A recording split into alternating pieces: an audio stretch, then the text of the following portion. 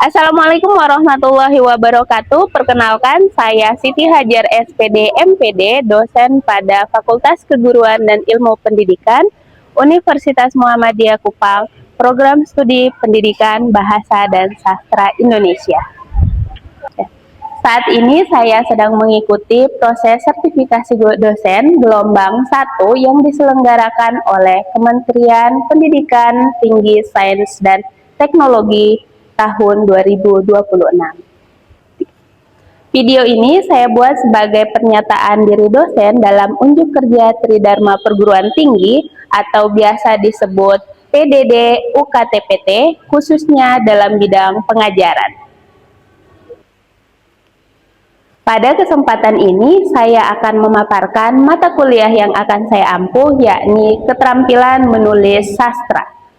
Dengan kode mata kuliah 02143307.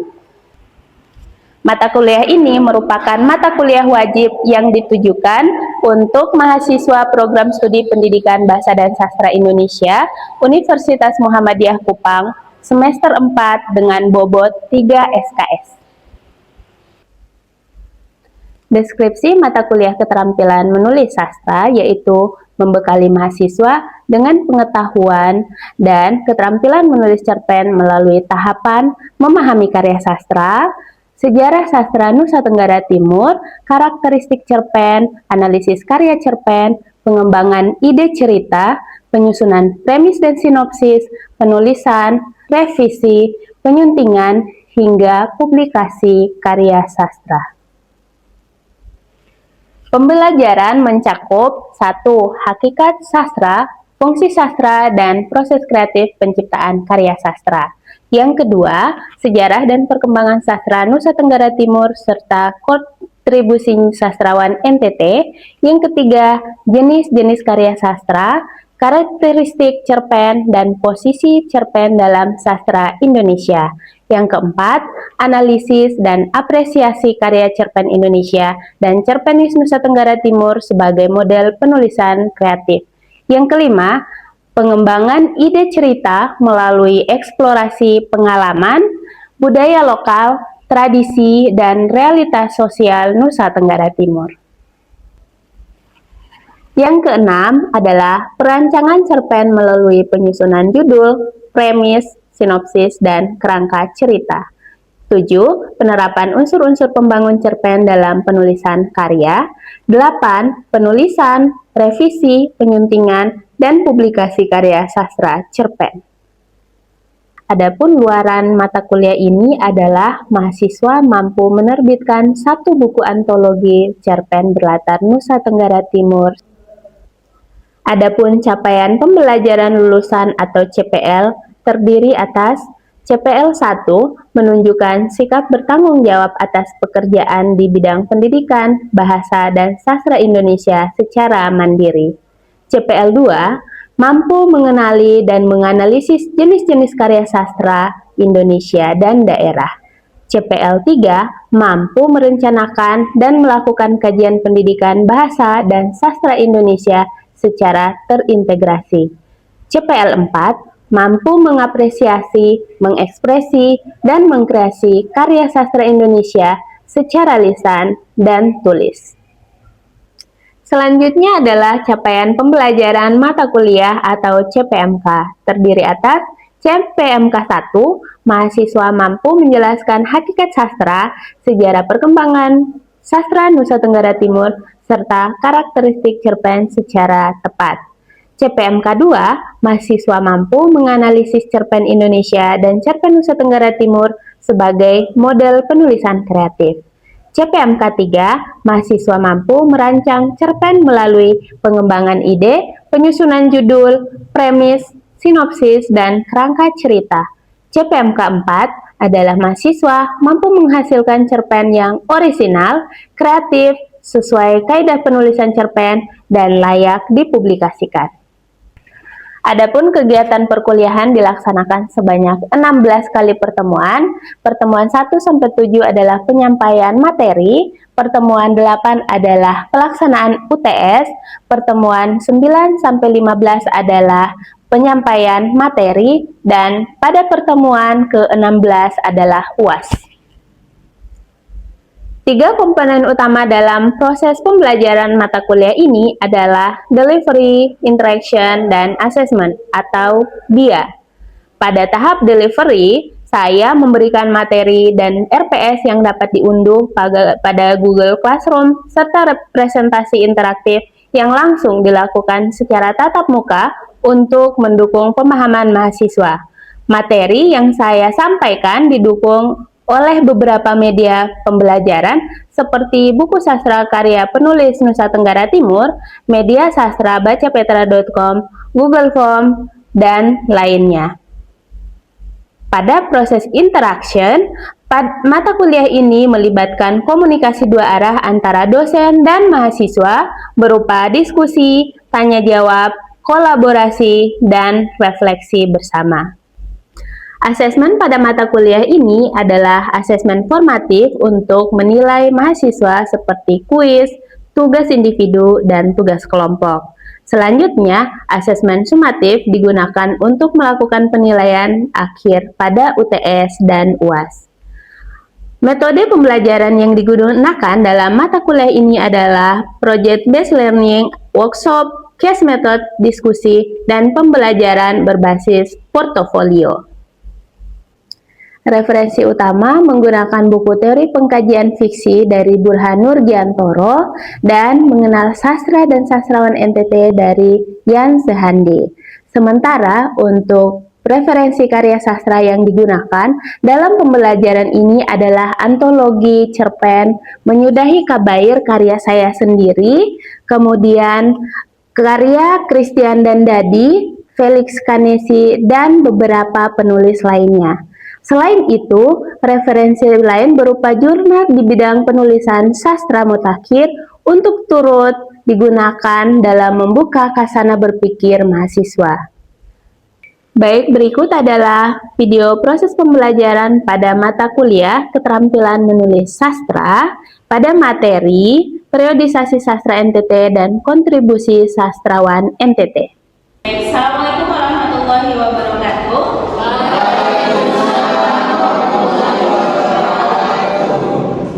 Alhamdulillahirrahmanirrahim.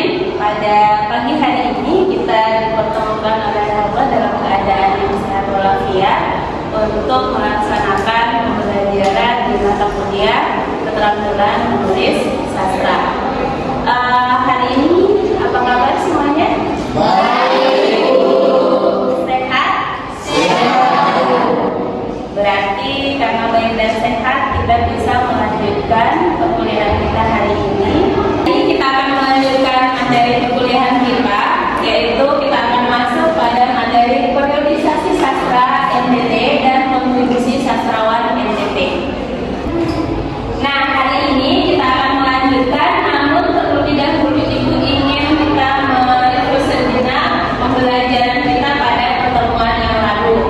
Kita minggu lalu belajar tentang hakikat sastra, kemudian fungsi sastra. Adakah yang mungkin masih ingat terkait dengan hakikat sastra? Ada. Ya, silakan.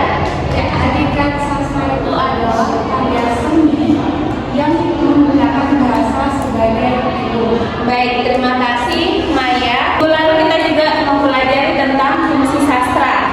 Ada yang masih ingat fungsi sastra itu apa? Masih. Oke, satu. Didaktif. Ada fungsi didaktif ya, unsur pendidikan. Kemudian ada fungsi estetik karena di dalam karya sastra menggunakan gaya bahasa yang sangat indah untuk dinikmati oleh pembaca. Ada lagi yang lain?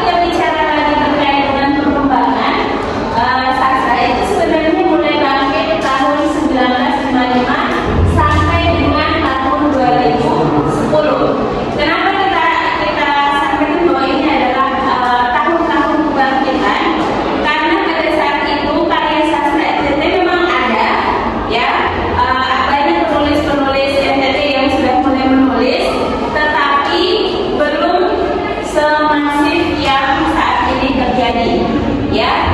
Kemudian jadi di sini kita sesuaikan bahwa ada tapi masih biasa-biasa saja, artinya belum sampai mengguncang panggung nasional.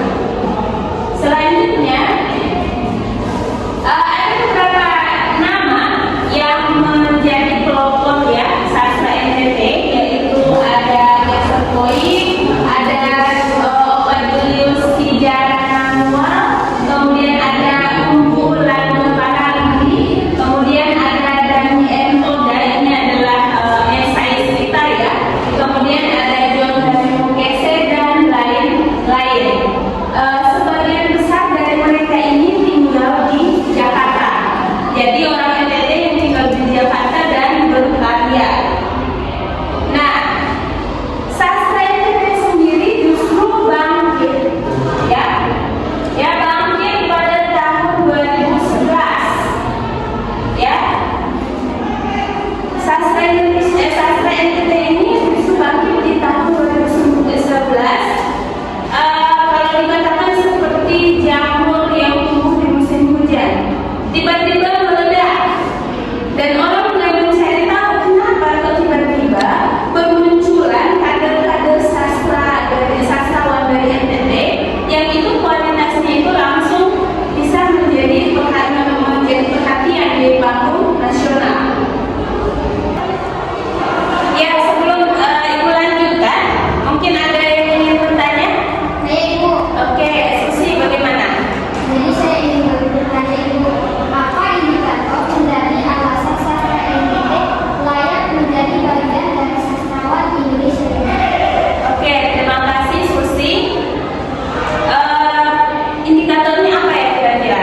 Karena tiba-tiba sastra NTT itu tumbuh dengan begitu luar biasa. Kira-kira apa yang menjadi penyebabnya?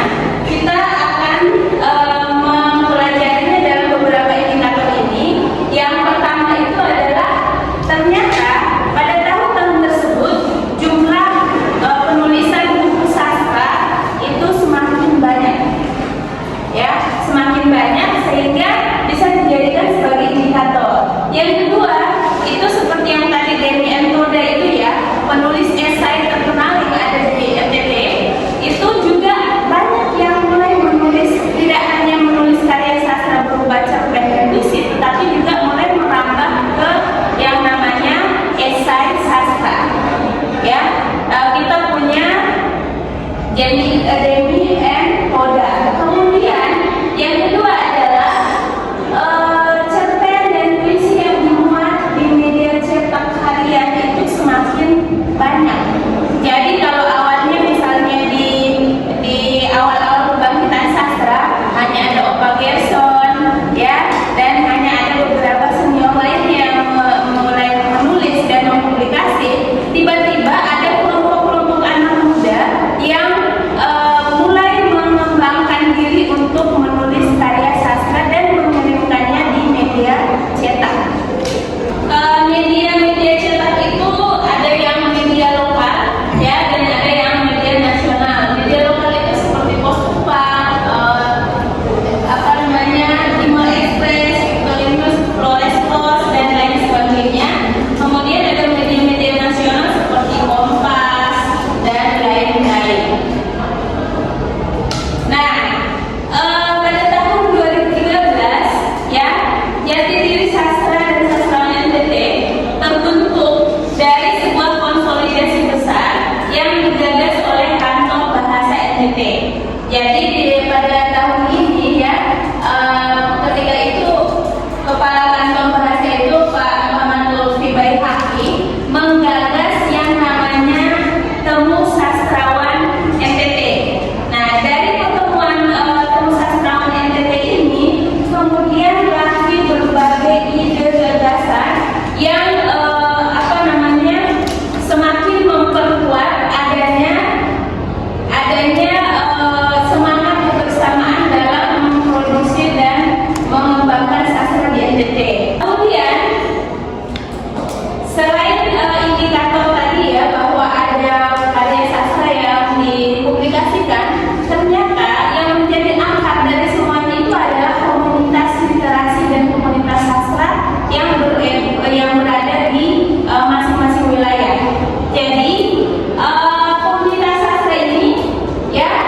masing-masing wilayah, misalnya di Kota Kupang kita mengenal komunitas sastra Dusun Lubang yang sendiri kita undang dalam berbagai kegiatan ya di Kota Kupang.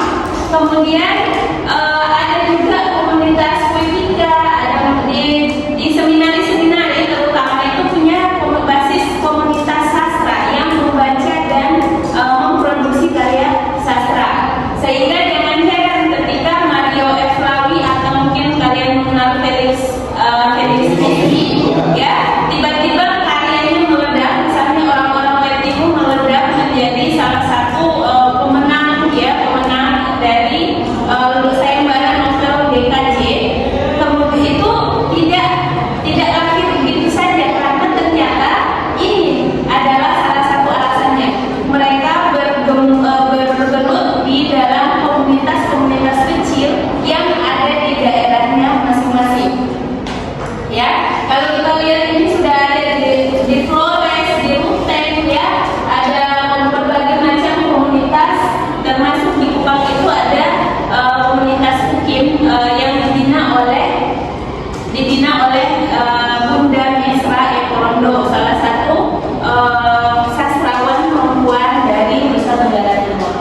Kemudian tidak hanya di luar ya, tidak hanya di lingkungan masyarakat, tetapi ternyata di kampus-kampus juga ada komunitas-komunitas sastra yang itu ternyata menjadi salah satu indikator ya penyebab sastra NTT pada hari ini itu bisa berkembang dengan pesat. Yaitu misalnya di Udana itu ada komunitas, kemudian di Unika, kemudian di Unkris. Nah, pada saat itu kita ini karena buku sumber ini kita ambil dia terbitannya sebelum 2017, sehingga komunitas kita belum masuk ke dalam sini. Tapi ternyata di Muhammadiyah pun kita juga memiliki komunitas sastra sebagai ruang bagi teman-teman untuk belajar lebih jauh terkait dengan sastra. Kita berbicara tentang perintis-perintis ya. Perintis-perintis awal mula sastra NTT itu ada ya. Lapisan 1 itu lahir sekitar tahun 1931 sampai 1950. Kemudian kita lanjutkan, ini ada lapisan 2. Ya, lapisan 2 ini tahun 1951 sampai yang kelahiran 1951 sampai dengan 1970 ya. Nah, ini adalah lapisan ketiga ya. Lapisan ketiga ini adalah angkatan muda yang lahir sekitar tahun 1971 sampai 1990. Coba diperhatikan baik-baik apakah ada yang kalian kenal? Ada. Siapa? Oh, Siti Hajar ya. Oke, jadi di lapisan ketiga ini saya masuk di lapisan ketiga ya, karena lahirnya tahun 1990. Ada yang mau bertanya sebelum Ibu melanjutkan materi terakhir? Ada Ibu, saya. Oh iya, silakan. Oke, jadi baik Ibu, sebelumnya terima kasih atas kesempatannya. Yang pertama saya mau bertanya kepada Ibu bahwa hari-hari belakangan ini banyak sastrawan NTT yang mendapatkan panggung sastra internasional seperti Felix Messi yang merupakan salah satu novelis yang paling dikenal saat ini, dan karyanya sudah beberapa novelnya yang sudah saya baca. Kemudian ada Mario Eflawi, itu puisinya yang diterjemahkan ke beberapa bahasa asing ya. Tentunya saya mau bertanya Ibu, kira-kira apa yang melatar belakangi hal tersebut sehingga mereka mendapatkan panggung sastra internasional? Mungkin hanya itu saja, saya kembalikan. Terima kasih Santos untuk pertanyaannya. Saat ini banyak sastrawan NTT yang mendapat panggung di berbagai macam event baik nasional maupun internasional. Ya, Felix Messi ya, nanti kita bisa lihat tidak hanya menang sayembara novel DKJ, tetapi saat ini berdiam di Jakarta dan memiliki relasi dengan banyak penulis-penulis nasional. Ternyata penulis-penulis NTT ini yang hebat-hebat itu rata-rata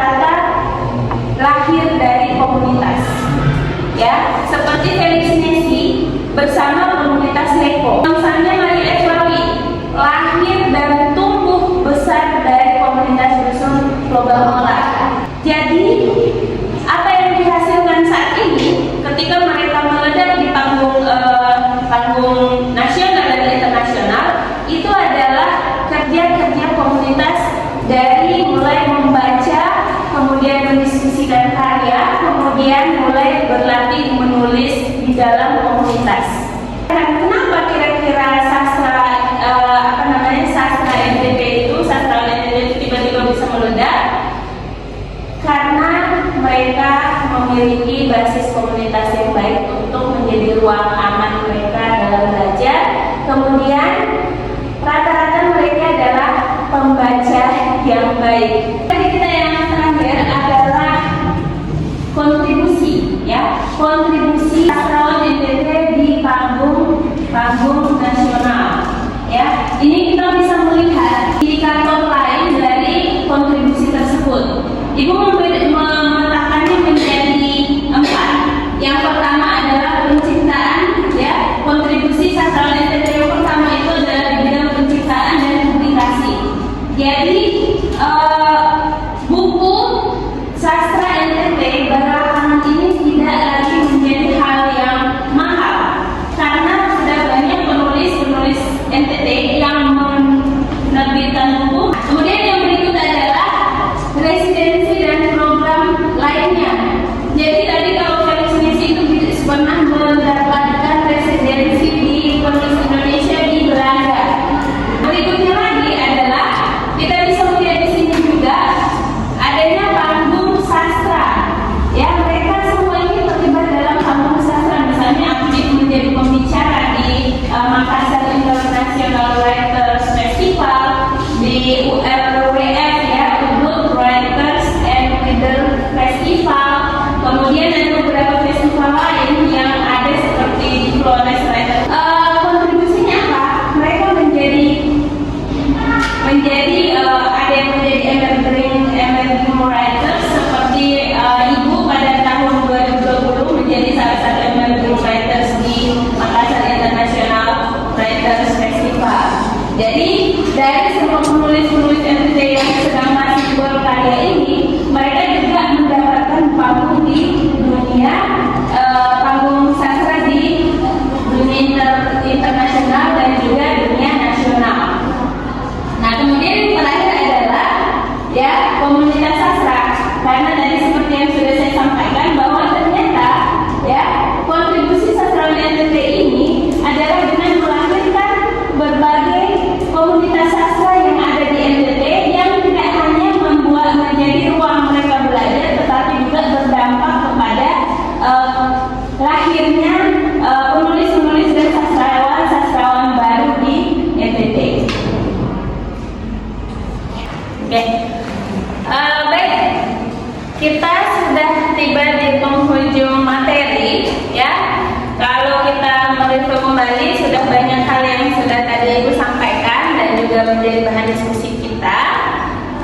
Sampai di sini, Ibu ada kuis, ya, ada kuis yang bisa dikerjakan sebelum kita mengakhiri mata kuliah ini. Bisa dicek di linknya, ada di WA-nya masing-masing, di WA group. Bisa dicek dulu.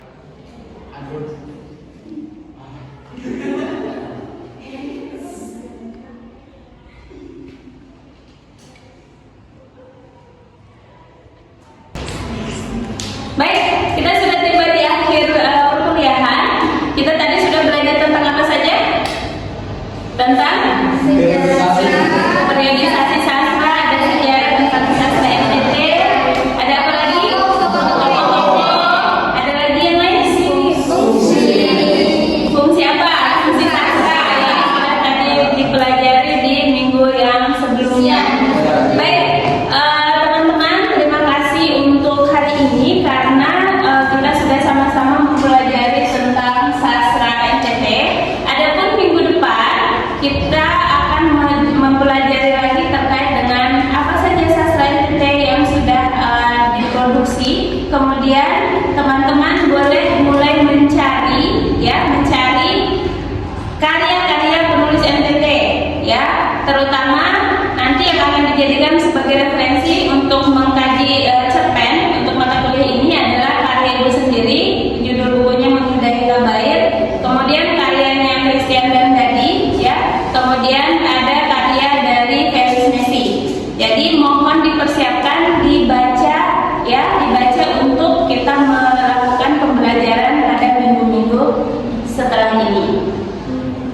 Demikian, terima kasih atas perhatiannya. Ya, mudah-mudahan minggu depan tetap sehat untuk kita bisa bertemu lagi dalam pembelajaran di dalam kelas. Sampai jumpa. Assalamualaikum warahmatullahi wabarakatuh.